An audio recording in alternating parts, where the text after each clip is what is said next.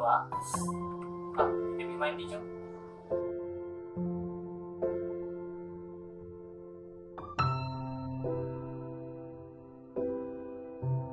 Okey, just siapkan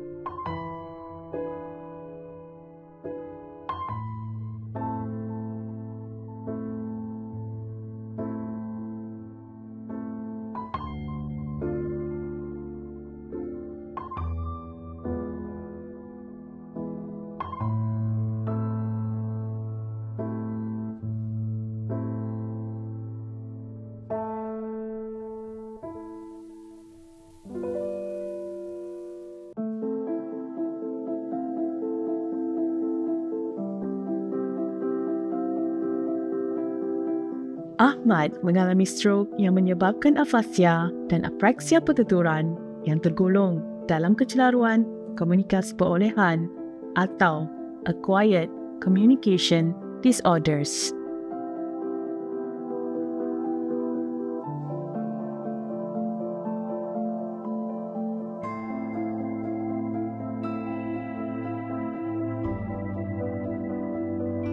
Assalamualaikum.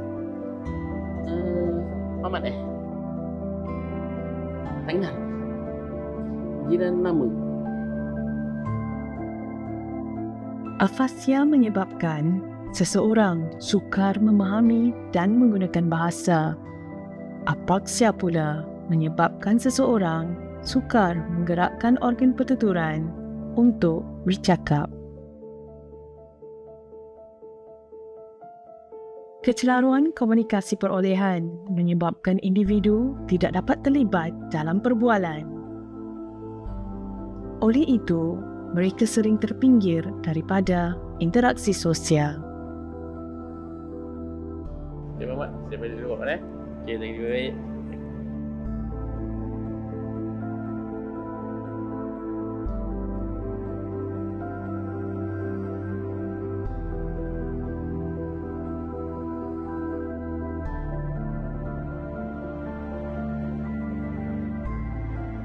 Kecelaruan seperti afasia juga menyebabkan seseorang sukar memahami dan menghasilkan tulisan.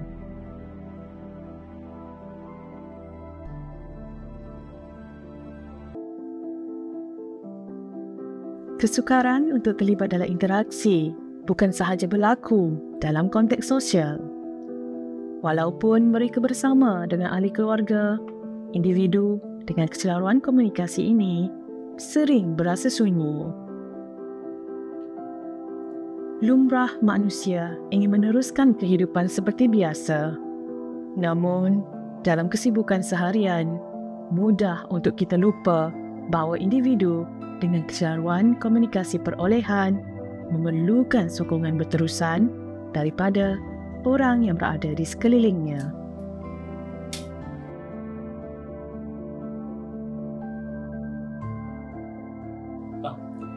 Kita pergi sekejap ni.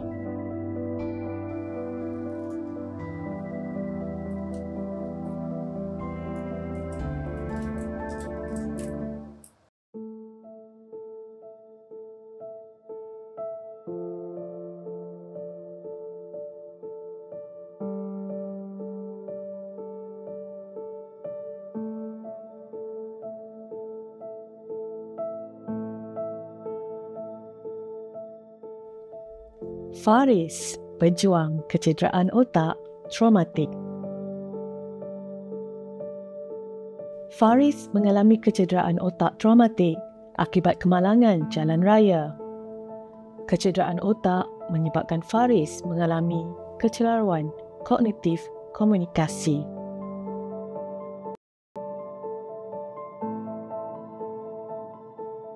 Rohaya telah didiagnos dengan demensia. Seperti kecederaan otak traumatik, demensia juga mengganggu keupayaan kognitif. Gangguan keupayaan kognitif seperti tumpuan, memori dan persepsi menyebabkan keupayaan seseorang untuk berkomunikasi terganggu.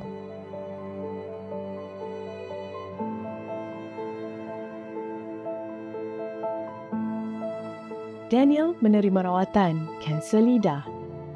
Kecelaruan komunikasi perolehan boleh juga disebabkan oleh penyakit yang mengubah struktur organ pertuturan, contohnya lidah, lelangit, larynx dan paru-paru. Kecelaruan komunikasi perolehan berlaku dalam kalangan individu yang boleh berkomunikasi secara matang. Namun, kecederaan otak dan organ pertuturan menyebabkan keupayaan komunikasi mereka terjejas. Afasia, disartria, apreksia pertuturan dan kecelaruan kognitif komunikasi adalah contoh kecelaruan komunikasi perolehan. Sifat dan tahap ketidakupayaan komunikasi berbeza-beza antara satu individu dengan yang lain bergantung kepada jenis bahagian dan sifat kecederaan otak dan gangguan fungsi organ pertuturan yang dialami. Mereka memerlukan sokongan orang di sekeliling untuk berkomunikasi dengan lebih baik. Tanggungjawab kita untuk memberikan mereka sokongan itu. Masalah kecelaruan komunikasi perolehan berlaku pada orang dewasa yang disebabkan oleh strok, kanser atau ada kecederaan pada otak. Kita tak dapat melihat kecederaan ini dengan mata kasar kita. Jadi, mereka ini sebenarnya ada masalah untuk berkomunikasi dan berinteraksi dengan orang-orang di sekeliling. Bayangkan kalau ia terjadi pada ibu bapa kita, ahli keluarga lah, ataupun jiran tetangga atau sesiapa saja yang kita kenali dalam masyarakat kita. Jadi, tak ada salahnya kalau kita ambil tahu dan beri sokongan kepada mereka. Saya Amy Mastura. Jom kita cetus perubahan.